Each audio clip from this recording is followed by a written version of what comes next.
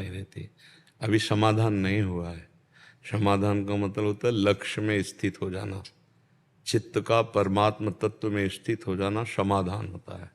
वो शायद शब्द का प्रयोग कर रहे हो लेकिन उसका अर्थ नहीं जानते हो, तो इसलिए अब जिज्ञासा कीजिए क्या कहना चाहते हैं। पूज्य अष्टावक्र जी राजा जनक जी को अष्टावक्र गीता में कहते हैं कि आत्मा स्थित है, गुणों से लिपटा हुआ शरीर उठता है, बैठता है, खाता है, जगता है, सोता है, मुझ आत्मा में कोई क्रिया नहीं होती। तो फिर कहाँ जन्म, कहाँ मरण, कैसा स्वर्ग, कैसा नरक, ये सब तो देह भाव में है। मेरी जिज्ञासा है कि स्थूल, सूक्ष्म और कारण शरीर, यातना देव देह क्या होता है, और मन, प्राण, जीवन और मरण से कैसे संबंधित है।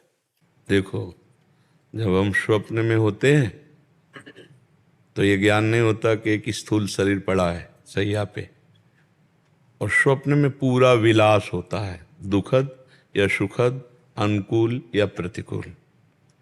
कोई न वस्तु होती न कोई व्यक्ति होता है। वहां एक मन केवल जागृत रह गया, सुषुप्ति में नहीं गया, तो स्वप्न की रचना कर दी।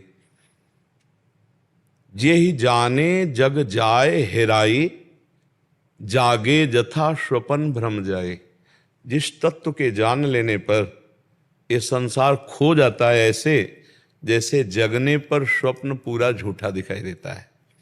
एक बार जनक जी ने स्वप्न में देखा कि वो बहुत गरीब हो गए हैं और वो भिक्षा मांगा, भूख से व्याकुल होकर। एक हांडी में कुछ दाल चावल पकाया, खिचड़ी, इतने में दो सांड लड़ते हुए आए, वो खिचड़ी फैल गई। वो बड़े भूख से व्याकुल है, आँख खुली तो महाराजा धीराज की सैया। तो उनका ये सत्य कि वो सत्य।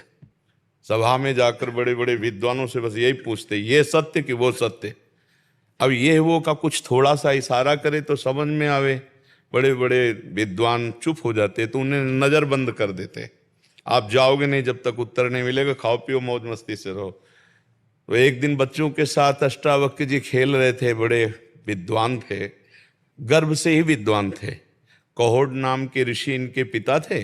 तो वेद पाठ कर रहे थे, तो अष्टावक्र जी माँ के गर्भ से बोले, अशुद्ध बोल रहे हो। तो उन्होंने पत्नी से कहा, ये कौन है जो मुझे टोक रहा है। बोले, आपका पुत्र गर्भ में। बोले, बड़ा टेढ़ा है, बड़े नाराज हुए, का अष्टवक्र हो जा। तो गर्भ ही से 8 जगह से टेढ़े, तो बड़े विद्वान थे, वाक्चापाल्यता भी थी।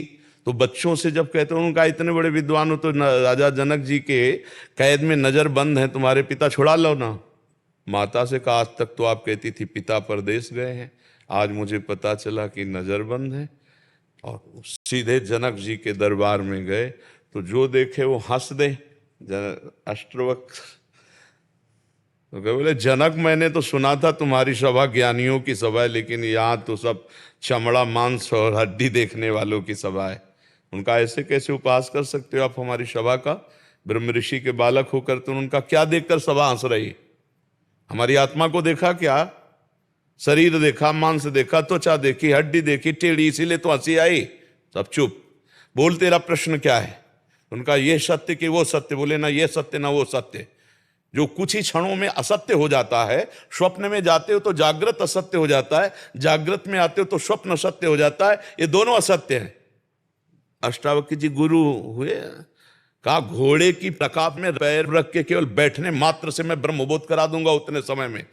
ऐसे महापुरुष तैयार भूमि, तो शिष्य तैयार जनक जी, तो गुरु दाता तैयार बोध कराने वाले।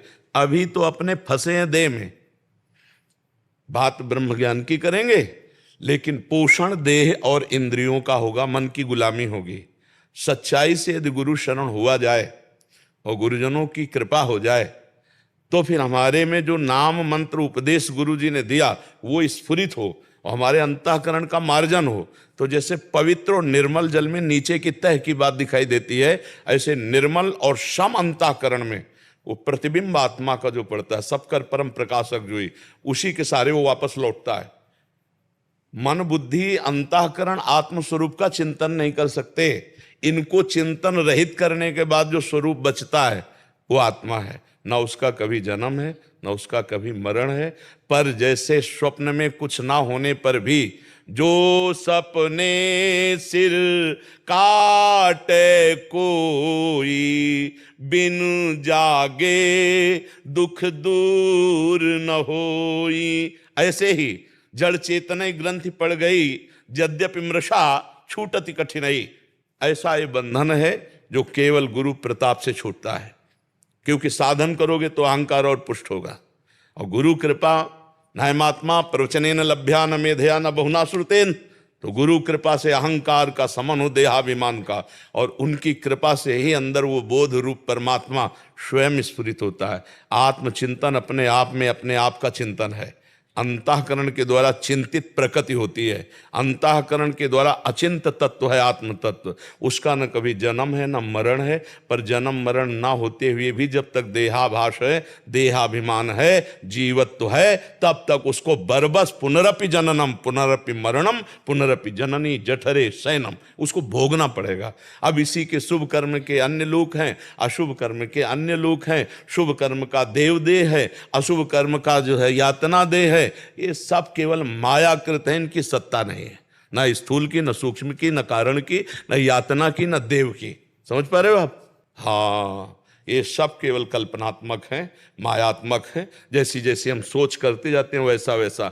एक सोच कर रहा है राम में तो पूरी सृष्टि राम में दिखाई दे रही, एक सोच कर रहा है काम में तो पूरी सृष्टि काम में, एक सोच कर रहा है श्याम में तो पूरी सृष्टि श्याम में, एक ब्रह्म में तो ब्रह्म में। है क्या? जैसी दृष्टि वैसी हमारी सृष्टि है, और दृष्टि खत्म हो जाए तो सृष्टि है ही नहीं, केवल ब्रह्म।